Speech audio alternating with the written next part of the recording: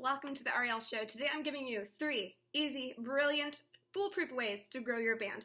But before we get to that, let's talk about this. I did my hair light pink. This is probably the lightest that it's been as long as I can remember. And I'm betting that all you dudes watching, like, you don't even notice or care, because guys can never tell what's going on with my hair. Like, I have so many dudes that walk up to me that I don't know, and they say, "I love your red hair." And I'm just like, thank you so much. I don't know if, like, half the guys in the world are colorblind, but all you girls out there, I know you noticed, and I know that you are just cheering me on, so thank you, ladies. I love you. I'm also, in case you're interested, matching my eyeshadow and my lipstick today, because I don't screw around. You know what I'm saying? Okay, 3 ways. Way number 1. Oh God, I forgot it. Okay, emotional connection. I want you to be bringing something special to the table. I know it is so easy to just be inspired by your favorite band and really want to be just like them and just be the next, insert your favorite band here. But you guys, that really usually doesn't work because we already have that band. The world has already seen that. And they're probably going to just think, oh, there's like a mini, less successful, crappier version of insert successful, famous, popular band here. So you need to bring something new, original, exciting, and special to the table. There are a few ways that you can do this. One of them is to kind of do something unique that catches people's eyes. Something like have a flute player in your metal band or have 2 drummers or something like that. But what I find is even more powerful than something like that, which can actually, unfortunately, come across as gimmicky sometimes. What is much more powerful is creating a really strong emotional connection. And the ways that I can think of to create an emotional connection can be through your lyrics, it can be through your live show and your interaction with your fans, or it can be in the way that you present your band. Sometimes you can do really cool stuff visually to kind of create this emotional connection. Really, you guys, making your fans feel something is what takes them from a casual bystander, a casual observer, someone maybe at your show, to somebody who is with you. And that is, I can't even stress it enough how much that matters, you guys. If you had 100 solid, hardcore, dedicated fans that are with you for life, that love you, that is much more powerful than 1,000 casual fans. You guys, you want super fans here, because those super fans, they're going to carry you through everything. And I know that when it gets hard, you need that encouragement and that love from the people that just are with you through thick and thin. You need that in order to keep going. Okay, the second thing is in playing live shows. And if you're like, yeah, play live shows, get fans, duh. That's not what I'm saying. I'm saying really maximize every opportunity that you get. If you are a younger band and you're playing live shows, that's great. Keep doing that. But I know that it takes a lot of effort. You have to get to the show. You have to promote the show. You probably had to pay your own personal money to either get on the bill or else to pay for gas to get to the show. There's all the equipment, and it's a lot of work. Once you're there, though, let's make the most of this that we can. And here are some ways that my band, I feel like, really took advantage of this in our earlier days.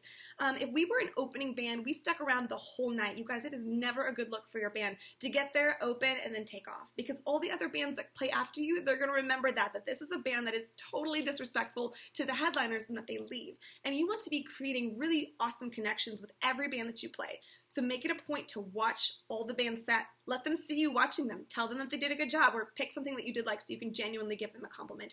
Connect with them, you guys. That is how you grow. That is how you flourish, by building these little connections all over your city, all over your state, and eventually you have a list of bands that you can call and be like, hey, I'm playing this show, I'll open for you here, you open for me here, you're switching shows, you're flopping. That's a really powerful way to grow.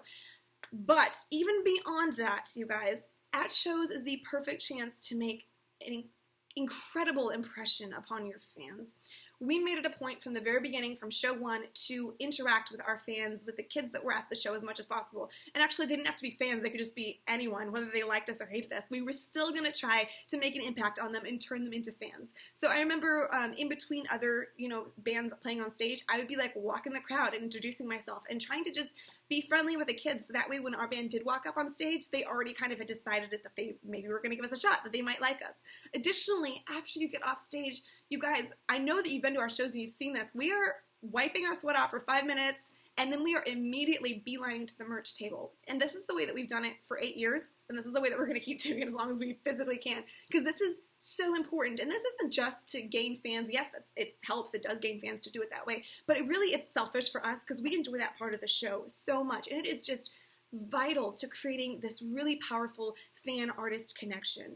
And I'm sure a lot of you watching, I have met in person, especially if you live in the States, and I have fist bumped you, and we have exchanged a form of emotional expression and communication because we have that opportunity at shows, and that's what makes shows so magical. So if you are a band, do not waste that opportunity. Do not be too cool to hang out with the people that are supporting you, that are making you happen, okay? And I feel like I can't overstate how powerful that's been for our band and really what a joy it's been for our band as well. Okay. The third way that you can grow your band, this is an easy one, is through the internet. I love this one. This is one that we did a lot in the beginning because it's free and anyone can do it, and you really don't need to know a whole lot. You don't need to have any connections. It's not like getting a show where you have to like do a bunch of work. You can just anytime, midnight, you can hop on your computer and do a little bit of work if you want to. So for us, that meant we got on every social media platform that we could find, and I remember even like scouring Google trying to find new music platforms that we could throw our music on. And I remember we specifically got professional band photos. That way we could have profile photos up on our profile. Stuff like MySpace. MySpace was a big one for us in the beginning. And I would manually sit and request friends from my hometown, like get hundreds of these friends that I hoped other people would think were fans, so that way when promoters checked us out, or maybe like music industry people, if they were looking for our name online, they would see that we had a strong following, that we had a lot of people, even if it was kind of made up sometimes. But that's what you got to do. Even YouTube videos, sometimes we would watch our own YouTube videos on repeat when we were like, a baby band and we had like 50 views on something. We're like, let's get it up to 60 today. And that stuff was fun for us. It mattered, and it was easy. And I will say that we did have label interest from a couple labels, and that came through the internet. So they did see our social presence, and they contacted us through our social media. So that was an important part of that. For us, unfortunately, labels didn't work, and I'm very grateful now that we're off of that. But if that's something that you'd be interested in, that can be a really powerful way to get that. So there you go. 3 easy, surefire ways to get more fans, to grow your band. Before we go, I'm so excited. Virtual Slumber Party is tomorrow, October 10th at 3 p.m. Central.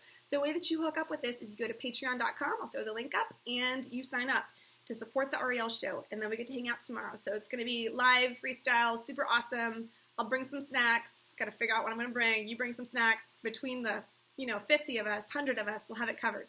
The other thing is we are currently doing a Now You Know lip sync contest. I don't know if you heard. I'll throw my video up real quick for you to check it out. To see some other bands' resume, go out of the way to say they're fronted by a male, okay? And while we're on it, let me say, women's don't all sound the same. Who gave us the idea that female fronted is a genre anyway? Seems like everywhere I go, everybody wanna know. Yeah, that's what's happening. So if you want to be a part of that, please head over to Flipagram and submit your entry. It can be as short or as long as you like, and you will win, if you win, a handwritten lyrical sheet from me that I'll have signed, as well as signed exclusive merch from the band sent to your doorstep just like Christmas. All right. I love you guys. You are my favorite. You're the best things in the whole world. Thank you for supporting us, and I'll see you guys next week. Actually, I'll see you tomorrow, so I'll see you tomorrow. Love you. Bye.